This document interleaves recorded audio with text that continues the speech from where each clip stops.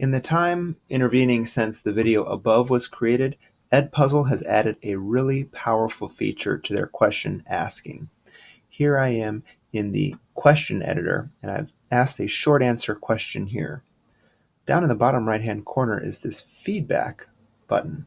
Clicking feedback will toggle an option to provide feedback for each student that becomes available to them after they submit the answer to your original question. Clicking back on question, you can see the question here. Once the student submits an answer to that, this feedback will appear, giving the students an idea of whether they are on the right track with their short answer. Let me show you an example for a multiple choice question. I'm going to have to first edit this. And you can see that for each of the possible answers, whether they're a correct or incorrect answer, by clicking feedback, I can provide feedback to a student based on the specific answer they chose.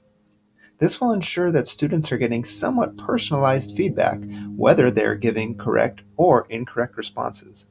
It's almost like having a little tutor watching the video with them to give them feedback as they go. Okay, now I'm watching in the student view, and the video has been paused while the student responds to a short answer question. After the student inputs their response and clicks the submit button, the feedback that you as the teacher have provided shows up below. This gives the student some idea of whether they were in the ballpark with their answer. Now, admittedly, students can easily say, "Oh yeah, that's what I meant to say." But I think we can all agree that having some feedback is better than none at all. Students can then rewatch that portion of the video if they're really off base, or just continue.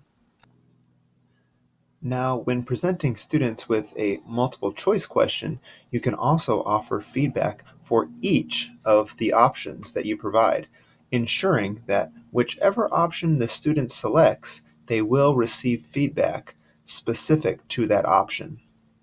For example, let's just say this student selects this, which is the incorrect answer.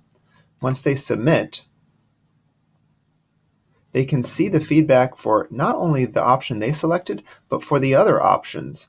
So if they were so inclined, they could read through all of the feedback to understand what was it about the incorrect answers that was common to them and what made the correct answer correct. Now, if the student was completely flummoxed by this and could not understand why they got the wrong answer, they of course could go back and rewatch that section of the video. But what's great about EDpuzzle is once the video gets to the portion at which the question is asked, once they've already hit the submit button, they cannot change their answer. So you know that they initially had the answer incorrect, and that will show up on the feedback that is supplied to you.